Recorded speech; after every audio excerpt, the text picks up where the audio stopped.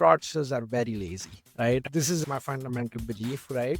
They're lazy. They are going to do the easiest thing that helps them swindle you, right? That's their Yeah. MO. And if you just make it very cost prohibitive for them, they will go away. They might tackle somebody else, but they are not coming after you. And so my goal is to raise the cost of conducting fraud against us.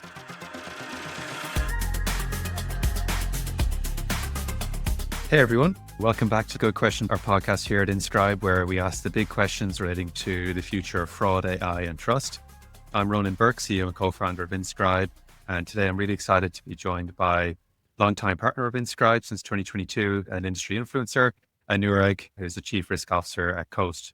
So Anurag, very welcome to the podcast. Looking forward to hearing more about how you and the team have adapted as document fraud has become more complex and harder to detect and more difficult to investigate than ever before. This is especially important for the time that we're in due to AI-generated documents becoming more of an issue, as well as template fraud, which we've seen double in the first half of the year. So to start us off, I'd love to hear a little bit more about Coast, your role, and how your team fits into the broader context of what you're up to over there. Thanks a lot, Ronan. I'm excited to be here. Just a quick introduction. I'm Anurag. I'm the Chief Risk Officer here. I've been with the company for 4.5 years. We were founded 5 years ago in 2020. Coast offers a B2B expense management solution for trades businesses. In simplest terms, it's a corporate card for small to medium-sized businesses. If you're a roofing company, plumbing company, you are a construction companies, your employees are out and about on the road, we have designed a expense management platform and a fuel card solution centered around the employees who are in the field. You need to buy gas, you need to buy tolls, parking, supplies for your job. All of that is, of course, you can expense on your corporate card that Coast issues, but also it snaps into your various operating system, your accounting system, your field service management system, your telematics systems that are linked to your vehicles. So we have found a really good value and traction from our customers that have a genuine need for this. Most of the companies currently have been using a very outdated stack. That's the solution. My job as a chief risk officer, as we are issuing credit, to of course manage risk.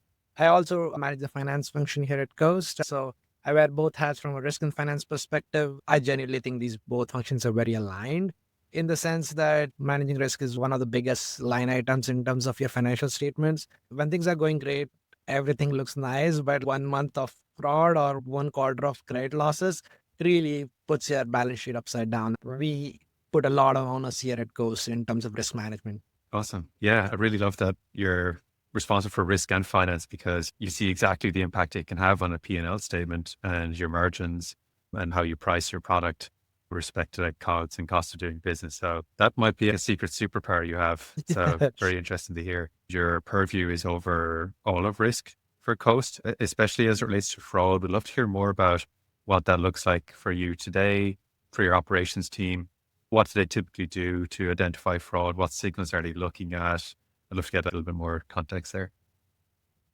I mean, in one sense, we are living at very exciting times, to be honest. Like sometimes I feel like, oh, there's all this new fraud, but we are also getting empowered with a lot of tools. I'll walk you through like various examples of what we do today in terms of the kind of risk. And I'm going to be very specific in terms of credit and fraud because there are other types of infosec and other risks, but which I'm not going to dive deeper into, but I'm going to focus only on credit and fraud risks. If you think about like fraud risk, there's like different kind of fraud. Like we issue a charge card. What kind of frauds that can happen? You could be a first party fraudster where you completely create a completely fictional company with fake operations, fake everything, right? And that's genuine first party fraud. We offer a card in the market that says no personal identity. So you could be using your real identity to set up a fake business with fake operations. And that's a genuine big part of the first party fraud. The second section here is third party fraud, which is your most common fraud that everybody knows about. You steal someone's data and you create fake documents and everything else. And like you apply for on their behalf, you basically, of course, max out the credit and you vanish, right? There are a lot of regulatory implications related to third party fraud compared to first party fraud, but both frauds are unique and challenging in its own regard. And it's really hard and like you have to be really focused on both types of fraud. My team, my general philosophy has always been fraud is best controlled at the time of underwriting a new one, right? Because once the customer is in, you will have pull from product and marketing and sales. Hey, we should have like very good customer experience for our customers, and it becomes like the false positive there is actually impacts your existing customers. It's a really challenging problem to solve, right? And we do a lot of activities in terms of line increases, line decreases, fraud, transaction monitoring, all of that really important stuff post onboarding. But we put a lot on onus in underwriting. You get the right customers in, that solves 80% of your risk management problems, right? And so what we are focused on is getting the right deals in. And we have a framework that we've designed over 4 years, of course, with great solutions provided by Inscribe. Is we have a rubric: is this first party fraud? Is this party fraud? Every deal that has like certain risk characteristics, we make sure that we are evaluated against this criteria. And when we feel certain risk, we put some kind of controls. Like we put like controls on how much you can spend on a 24-hour period. And so like we like trying to throttle some of these fleets where we are not sure about it.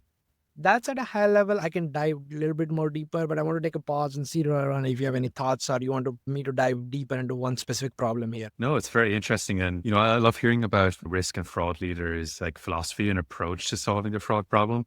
I really like the two frameworks you have. One, catch it as early as possible. If you let a fraudster in, have to deal with them as an existing customer. Yes, it's probably easier to catch the fraud because they're giving you more data, but it's a much gnarlier, almost like dangerous place to be operating, because if you have a false positive at that point, you're going to have a pretty upset customer. It's a really bad customer experience.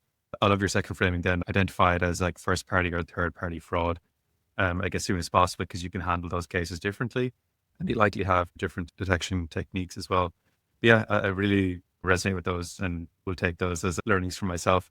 Would love to hear a little bit more about any trends you've seen in terms of how fraud has evolved during your time at Coast or even in previous roles as well. Anything in particular that stands out? Yeah, I will give you an example. I have a recency bias right now. We are a vertical SaaS, right? And so we are solving a vertical specific problem for specific people. And we ask certain things about, hey, how much do you spend for gas on your car, right? And some of these application intent data that we use, that's part of fits into, by the way, our first party and third party rubric in terms of evaluating, because fraudsters don't know what a real business actually spends on fuel a month. As a, though that used to be like a really good mechanism. So we have, of course, we use document verification, we use signal from identity data, from name, address, date of birth, social things like that. But even with evaluating all of this, if it's a gray area, we used to sometimes just like good old call the customer and say, hey, what are you talking about here? You said you run a fleet of 100 vehicles and you say you require $1 million. That doesn't sound right. And so we will dig into the customer. What I've noticed recently is when we pick up the calls and call these people, this signal has just vanished. Fraudsters have, you can like type into chat GPT and say like, hey, I am a business running this and give me a script to talk to a customer service agent. And my team has done is have a very detailed, nice script that makes it sound really legitimate and knowledgeable. And like our mind was blown, which is like, because we found that the signal has evaporated. And when my team did some investigation, like why? And like one of the analysts had an idea, hey, why don't we put this in ChatGPT and see what ChatGPT suggests? And it would give you exactly the right narrative in terms of talking on a customer service call. And this is an anecdotal example, but that's in a nutshell what has changed, right? It is so easy to appear legitimate now. And we can talk across different signals as well, but this is just one of the signals which we cannot use this anymore. We have to be innovative and think something else. That's such an incredible example. And I think that is like the trend that we've been seeing and our customers have been seeing over the past couple of quarters is the impact of AI. I had a conversation earlier on today and we started talking about ways in which AI has helped. But one very compelling way is actually helping these fraudsters create fake websites for their business. You can vibe code a marketing website for your fake business if you're a third party fraudster. So that's one way. But then another way we've seen closer to Inscribe is using, like asking the LLM how to cover your tracks when modifying a document. And so it's not just using an LLM to change the name and address on a doc. It's like saying, hey, what else do I need to look out for? And so from us, from Inscribe's perspective, like it's elevating the game of cat and mouse as well. And yeah, like fraudsters are equipping themselves with this AI tooling, just like we need to do in response as well. Yeah, definitely. I mean, like websites and documents is also like same thing. I mean, I give you example about like intent, right? Same website. I mean, like website legitimacy used to be like, then back in when we started partnering in back in 2022, 2021, people will like just put this placeholder websites from GoDaddy or something. And yeah, this is just like a placeholder text, a lot of Ipsum sometimes. Yeah. That no longer is the case. Like you can spin up like I can just put like either through Lovable or something else. You could spin up a website that makes your operation seem so legitimate with like real images in matter of minutes to hours, and like that signal is gone. There is some metadata, like if you like even with website we dig layer deeper. How long has the registration been? Is this recently registered website? And like those kind of signals is what we are going after now, right? Because like just looking at a website is no longer valid, so we have to start digging into the metadata in there from a website perspective. What is your technology spend on the website? All these very nuanced signals, because a fraudster is not spending to conduct like a $10,000 fraud against me. They're not going to spend $10,000 on their website. That doesn't equate, right? And so those kind of signals are very useful. For my general philosophy, fraudsters are very lazy, right? This is my fundamental belief, right? They're lazy. They are going to do the easiest thing that helps them swindle you, right? That's their Yeah. MO. And if you just make it very cost prohibitive for them, they will go away. They might tackle somebody else, but they are not coming after you. And so my goal is to raise the cost of conducting fraud against us. And so looking at this metadata and putting barriers for them is what they make go in. Yeah. The fraudsters probably think they're efficient. It just reminds me of like in the scam world where sometimes scammers, they're intentionally bad or intentionally obvious so that they can find the weak links in the ecosystem. Let's say if you apply to a fintech and they have absolutely no defenses and a very obvious case of doc fraud gets right through, then they've hit the jackpot instead of having to create an entirely fake website, have really good documentation to back it up. So maybe there's interesting stuff that go on. But yeah, I generally do agree that fraudsters are generally lazy and they will find like the easiest paths to go down to make money. And they're like a hype. Like if somebody exploits a loophole in your system, all the fraudsters in the world are instantly going to know about it.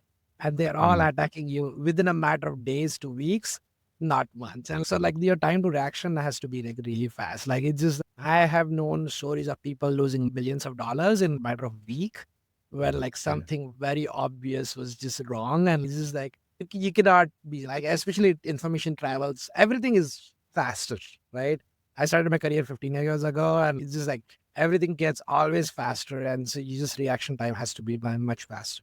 Yeah, we'd love to understand a little bit more about what your document review process looked like before Inscribe. I think we started working with you all in 2022, but we'd love to hear more about the status quo of what that looked like pre-Inscribe. We launched in 2021 early on, right? Even then we use like of course all the other signals, but documents in terms of both from a credit and fraud perspective, they are both important. Do you have enough revenue?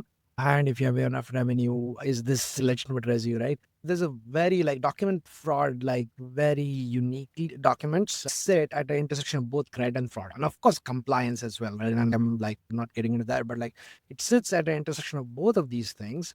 And if you don't have a trust that, hey, is this document legitimate? Or am I able to evaluate and parse all the data to understand really what the risk is from a credit perspective?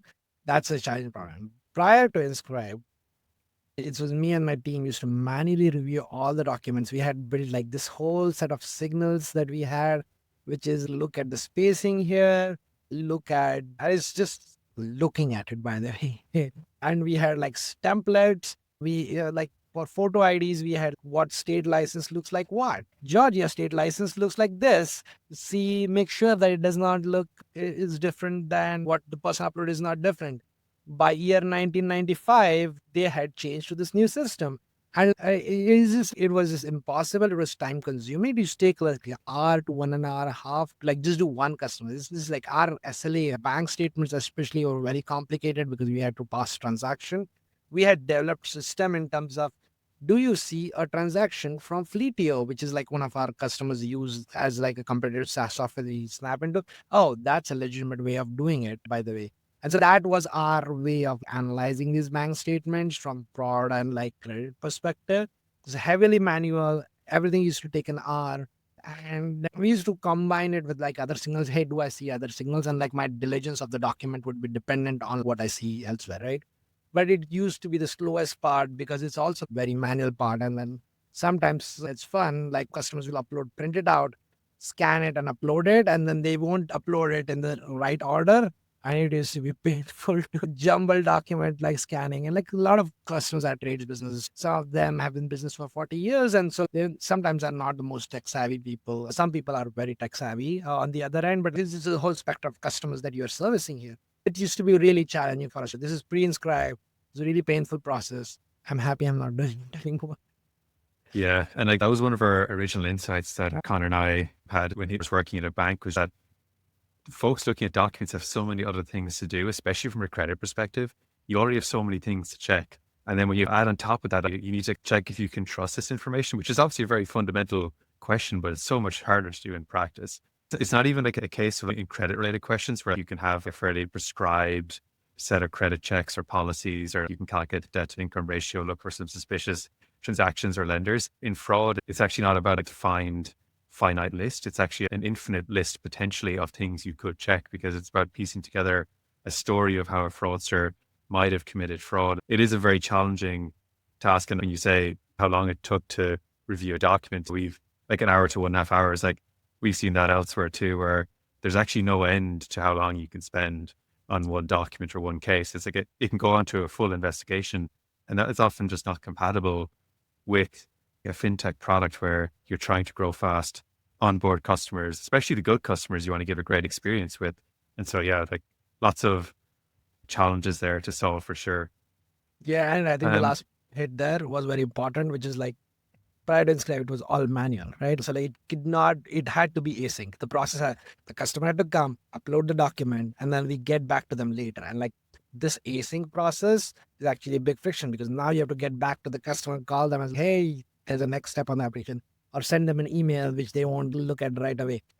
This component is also very cruel. It was really painful where like a salesperson like, hey, can we not just like do it this beforehand?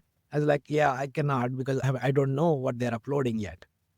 yeah. And like you can easily lose the customer. They might be applying for a competitor. Oftentimes your speed to decision is one of the biggest determining factors to a good loan book. Oftentimes the good customers need to be accepted quickest, the rest will go elsewhere. Would love to hear more about when you started evaluating Inscribe. What stood out when you first saw the product? I think there are two things, right? I mean, like when I started using it, first was both use cases, right? First was a fraud use case, and the second one was a credit use case. We were verifying customers' income, and sometimes people, from a credit perspective, they will just pad their transaction by doing just interbank transfers, right? And that was one of my use cases where we were actually manually doing some of this in Excel, like copy pasting the transaction data and posting.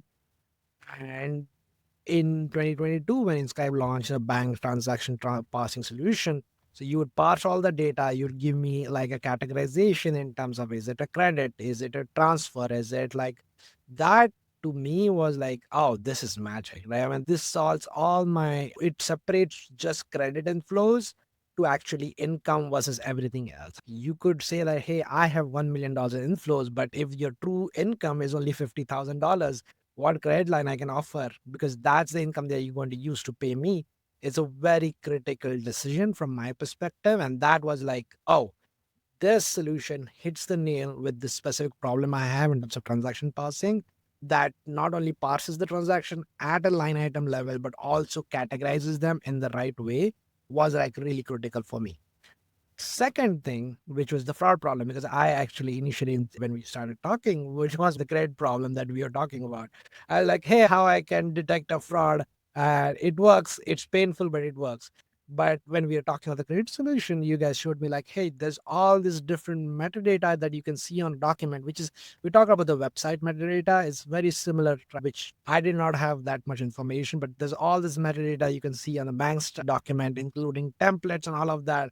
I was like, oh, this is even better because now I don't have to do all of that, because a document can just pass through. You can tell me a fraudulent, is this real? And it's the cash flow. It answered both my question at the same time. And that was like what was very fairly impressive to me. There is a third thing as well, as I know I mentioned only two, but You could do this asynchronously. Where, I mean, it was not like it went from R to, I think it's usually inscribed documents gets back to you with the results and everything data in a minute or something like that. Correct me if I'm wrong. I don't that much into day-to-day operations anymore. But it's okay. In a minute, I get back to the customer. That's impressive. Like it's a win-win across all these three dimensions. Yeah, and I think just how interconnected they are as well. One thing that we often say is that automation without fraud detection, it leaves you to a pretty bad place because you could just be automating your fraud and is scaling that up. So the fraud and credit question are actually just so interlinked. Like if you can't trust the transactions because you haven't checked for fraud, you can't really trust them to make a credit decision on it. When you do have all parts of the journey, like fraud, credit, automated, that's when you get the speed of the synchronous output because you get back to a customer. If you just did one portion of it in an automated fashion, then you have a human needing to look at it before you can get back to a customer. You still have the same challenge of needing to call them back once your operations team has had a chance to look at it as well. So yeah, they're very interlinked. In terms of how you've integrated Inscribe and how it fits into your product today, I'd love to hear a little bit more about that in terms of API integration or how your operations team uses the product and what they do when they see a certain result, et cetera. Yeah, definitely. And so what I will want to take a step back. Like I want to share, like we are building as a company because this is where my finance has also comes in, which is like thinking more broadly beyond the risk function, right? Which is as a company, we have taken a stand, which is we want our product and engineering team to be very focused on building a product for our customers, right? That means we take certain calculated bets in terms of building a risk stack. We at underwriting our application, we have outsourced our whole application stack through Alloy and we integrate to Inscribe via Alloy. So we kept our interface that we have with customer very lightweight. So all the orchestration lives in Alloy and like we get to integrate through Alloy to Inscribe. And so this allows us the level of flexibility that we don't have to invest a lot on our side. But at the same time, it allows us the best of the ecosystem that Alloy provides. And from a backend perspective, we strongly believe that is Inscribe. But to take a step back, right? How does the flow occur usually? Customer comes, types in our application. We have a set of rules. They enter their personal information, business information, and we instantly give them our pre-qualification decisions like you're pre-qualified for X dollars based on a risk trigger where we felt like, hey, this person is actually not telling the truth in terms of their revenue because they have been 2 years in business and they suddenly have 20 million in revenue. That does not check out. These are HVAC businesses. So this is not like a AI driven startup that Yeah. is can scale that fast, right? And so those kind of triggers is what we push for a document verification because they're like we have like various signals and like we want to conditionally require for documentation. It could be part type of bank statements, but there are other type of documents like utility bill, address proof, driver's license, different financial statements, especially if the exposure is like much larger. We trigger that to our customers as soon as the customer uploads, pushes it through Alloy, it gets passed through Inscribe. Inscribe sends back a response directly to Alloy. It flows back to our system and we show to a customer saying you're approved. If the revenue checks out, if the revenue does not check out, it goes to an underwriter to see what the issue was. In some cases, it will say there's document tampering, templarized documents. And in those cases, we'll actually either decline manually. We don't do auto declines for documentary reasons, for some of regulatory reasons, because we want a human in the loop. Not that like we don't trust the signal, but it's just it does not take it takes usually like 10 seconds for an analyst to just go and click a couple of buttons, which is totally fine. The revenue is passed. We get a lot of signals in terms of transactions, and you can get auto approved in a minute or two, right? And so that's like a huge process. It's a complete integrated process between our own what we call is a qualifications portal, the Alloy system where we orchestrate all of this, and then of course Inscribe where actual action happens. Yeah. And like, I think what you just described is what best in class looks like, where for the good customers, which is generally like a high proportion, like 80%, 90% above, they have a very fast, smooth experience where they can get a response very quickly. And then for the cases that need further attention, that can be alerted. And then when an operator needs to look at it, they have all the information that they need in a very easily digestible and explainable format. So then it does only take them 10 seconds to make that decision. So yeah, like awesome. I think every bank and fintech would love to have reach that level of operational maturity. So yeah, it's great to hear that.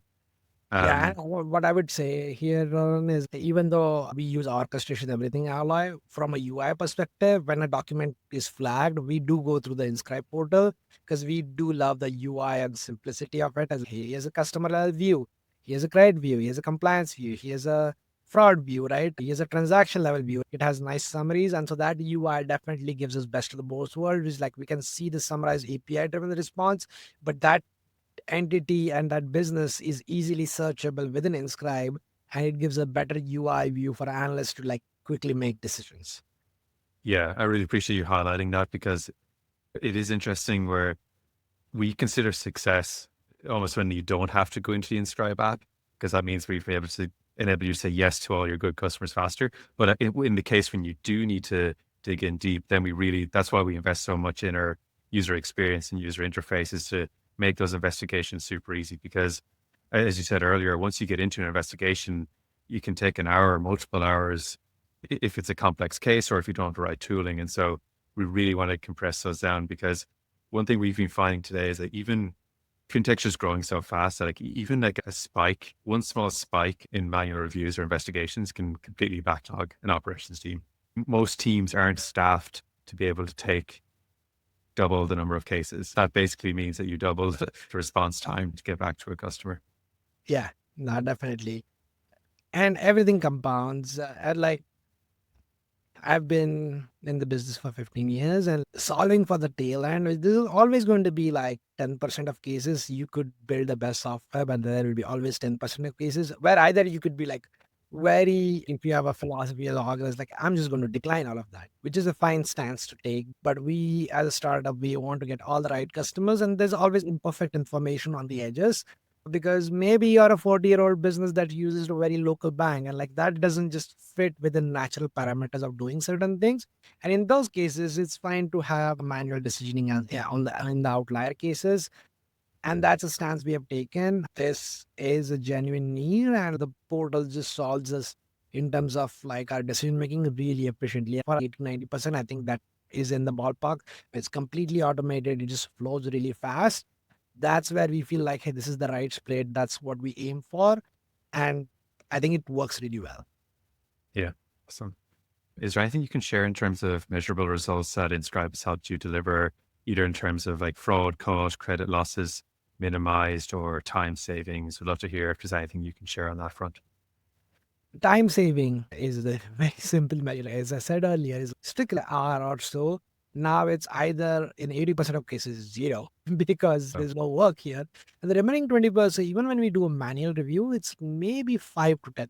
Even 5 minutes is, especially if you have a trained analyst, they just know where to go, what to look for. They have a checklist. Very looking forward to for AI to build like a standard operating procedure, like it building an agent on top of it. But I don't want to go too far ahead. But that's definitely in like that's what from a time saving perspective. From a cost perspective, I'll be honest, like we give lines all the way from like maybe $1,000 for like really small customer to like our biggest lines is up to $3 million, right? The cost of mistakes is really large. And I think we have a fraud detection rate around 5%. If we miss any of those, assume my manual review would have maybe caught 99% of that, even the 0.5% of fraud that we would have been hit. If the average exposure is like 20,000, I need to only have 4 or 5 fraud cases to lose like $100,000. Man, I need to have maybe 50 cases to lose $1 million. You can imagine it scaling really fast because we are a credit product. We give large lines. We serve small to medium sized businesses. The tail risk is just too large for us to take this risk and not getting it wrong. And that's why we do put a lot of bonus at the term of underwriting. That's from a philosophical perspective. At the same time, the cost of wrong decisions is actually very high, right? And so we have to get it right, but at the same time solve for customer experience, right? And so from I don't know how to measure customer experience, but it's just like we measure how quickly can a customer like you have a SLA of 90% of apps are decided in the same day, and we are able to handle. yeah. I mean, really love the impact that time savings have had, but it's so interesting how that kind of flows into every part of the business. It means you don't need to hire as many operations folks if you don't have as many reviews. It ensures you can give fast responses to your customers so you can win more of the good customers upfront. Totally Agreed on that. I guess looking ahead into 2026, we're seeing and hearing a lot of conversations around how banks, credit unions, and fintechs like yourself are adapting AI and considering the compliance regulatory considerations there. Would love to hear a little bit more about how you're thinking about it in terms of adoption of AI in your teams and how you're approaching like rolling it out. This is definitely a topic that I've been thinking a lot about recently. I mean, as a finance leader, I definitely think from an operational perspective, how can I deploy in go to market? How can I deploy it in like product here, that to like just drive operational efficiency throughout the business, by the way. But from a risk perspective, right, this is a very unique value proposition that we can drive, which is just like reducing the cost. Because if you can reduce the cost of doing something really low, you could just do a lot more things. Right? It can be a growth enabler, in my view, if you just reduce the cost of doing certain things. Because this, I'll give you an example. Hey, if it takes me like 5 analysts to just start underwriting really tiny customers, which is they are really small in terms of revenue, there's a very small ACV. And hey, I just don't want to lend to that segment because it's really cost prohibitive for me to underwrite. But now, if I can drive down the costs to underwrite them, then it just becomes economical beyond the time saving to like really efficiently underwrite them. And that's like the view that I've been thinking through, like how can we underwrite in the small segments to really expand access to credit for some of these businesses, right? And so that's some of the ways that we are thinking about deploying AI-related solutions. The second is, of course, fraud, right? I mean, fraud, as you were saying about evolution of fraud of what we are seeing 3 years ago. I'll tell you another signal. We used to check for patterns in terms of Fleety, Samsara, which are like common softwares and tools our customers use, and we used to use that as signals saying, hey, this is a legitimate customer. Now, what fraudsters have done, they have creating templatized documents with those specific line items on transactions. And now has become very hard for us to say, hey, that's no longer a legitimate signal. So deploying templatized detection through Inscribe, but also trying to create agents to like really scan not about the business from a document perspective, but like forming a 360 view is what does the web presence look like? What does the document tell me about the customer? What does the application intent data tell me about this? What can I infer from how did the customer land on our website, right? Because that is also a part of journey that we want to analyze. Getting this 360 view on the customer, it's really hard and costly from a manual perspective, but through AI agents, we can actually automate it a lot. And that's something that I'm really excited about. As I was saying earlier, it's a challenging time, but it's always a cat and mouse game. Hence, like we have a lot to work on towards catching up to what technologies fraudsters are deploying and able to like really catch up with detecting fraud in a like much faster pace through deploying some of the agents. Yeah, I love that overview. And I like the framing as well of using AI in agentic systems to enable growth by performing more diligence that perhaps wouldn't have been economically feasible previously. But if you can do it, you can actually onboard more customers instead of having them go into a queue. One way we're thinking about it in Scribe is there's like agentic systems that will help you approve more good customers faster. But then when it gets into the investigation, what does the experience look like there to make that again quicker? And one thing we're thinking about is like the conversational co-pilot. So instead of just you looking at all the evidence in a overview, you can actually have a conversation with the evidence to help the person come to their, the operations analyst to come to their conclusion faster as well. And so I'm very optimistic, and I think the impact is going to be immense. On that note, Anurag, let's say you're a credit union or a bank, and from your perspective on the fintech side, who tend to be at the frontier, would you have any advice for a credit union or bank in terms of how to navigate all of this potential, especially if there's concerns around regulatory risk or AI policies or model risk governance as well?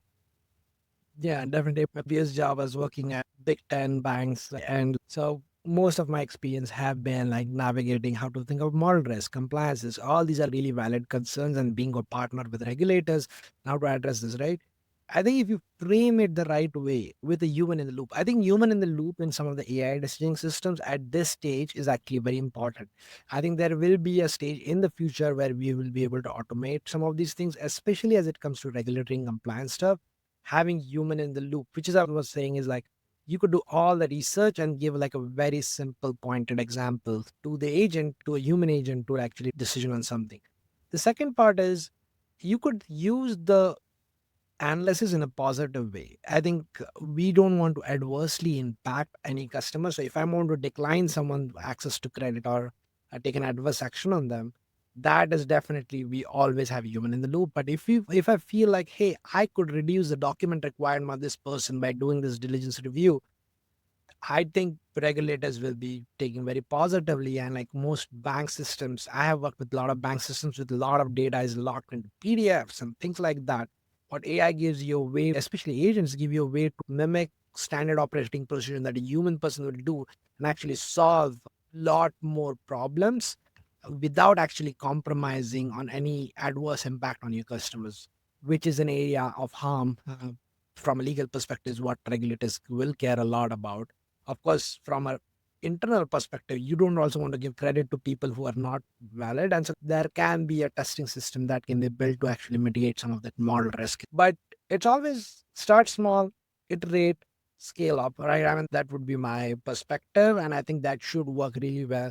I think the amount of use cases, especially at banks, which have huge data silos that don't talk to each other, is immense. I think there is a lot more opportunity to actually explore agentic systems in terms of credit fraud and compliance use cases that should drive real value for all the banks.